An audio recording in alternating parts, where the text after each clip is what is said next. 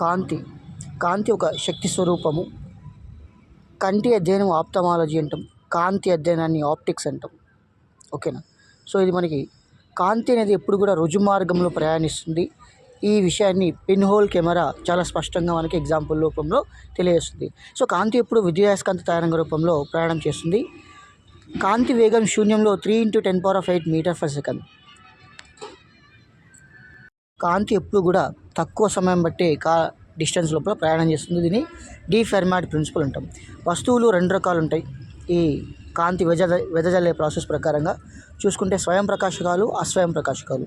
కాంతి ప్రసారం ఆధారంగా 3 రకాలుగా ఉంటాయి: పారదర్శక వస్తువులు, అపారదర్శక వస్తువులు, పాక్షిక పారదర్శక వస్తువులు. సో వీటిలో ట్రాన్స్పరెంట్, నెక్స్ట్ ఒపాక్, తర్వాత ట్రాన్స్లూసెంట్ సబ్స్టెన్స్ అని 3 రకాలుగా ఉంటాయి.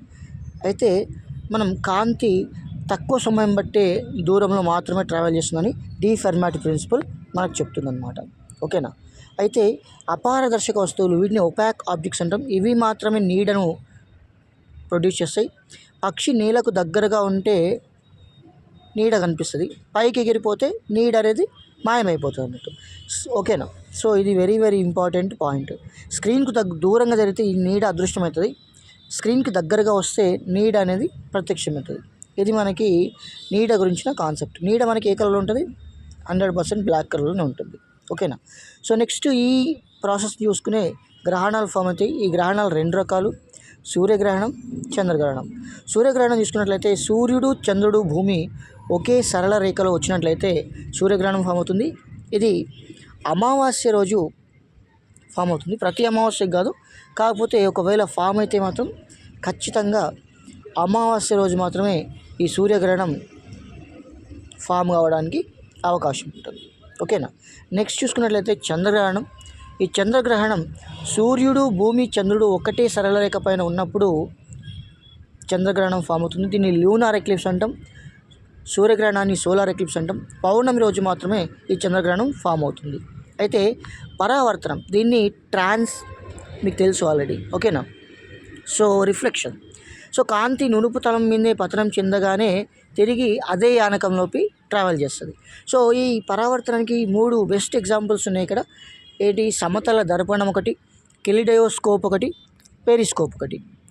అయితే సమతల దర్పణం మీకు తెలిసిందే, కెలిడోస్కోప్ అనేది మీకు తెలిసిందే. పెరిస్కోప్ చూసుకున్నట్లయితే మనకి జెడ్ ఆకారంలో ఉంటుంది ఈ రకంగా. సో దర్పణాల మధ్య కోణం 0 degrees, అంటే దర్పణాలు ఒకదానికొకటి ప్యారలల్గా ఉంటాయి. కాకపోతే ఈ దర్పణాలు 2 కూడా అమర్చే కోణం మాత్రం 45 degrees యాంగిల్స్లో ఉంటుంది. అయితే బంకర్లో దాక్కుని శత్రువులను చూడడానికి ఈ పెరిస్కోప్ అనే ప్రాసెస్ని సైనికులు ముఖ్యంగా వాడతారు. ఈ పెరిస్కోప్ కాంతి యొక్క పరావర్తన ధర్మం మీద ఆధారపడి పనిచేస్తుంది. కెలిడోస్కోప్ కూడా కాంతి పరావర్తన ధర్మం మీద ఆధారపడి పనిచేస్తుంది. డిఫరెంట్ కలర్స్ కనిపిస్తాయి. మనం పరావర్తన సూత్రాలు కనుక చూసినట్లయితే ఇక్కడ పతన కోణం, పరావర్తన కోణం, లంబం ఈ 3 కూడా ఒకటే తలంలో ఉంటాయి. Angle I = angle R. Angle I అంటే పతన కోణం, యాంగిల్ R అంటే పరావర్తన కోణం. ఇది మనకి 2వ రూల్. నెక్స్ట్ స్నేల్స్ లా అని చెప్తాం 3వ రూల్ని. ఆ 3వ రూల్ sin I/sin R అనేది ఎప్పుడు కూడా ఒక స్థిర సంఖ్యగానే ఉంటుంది. అంటే I వాల్యూ మారుతున్న కొద్దీ R వాల్యూ కూడా మారుతుంటుంది.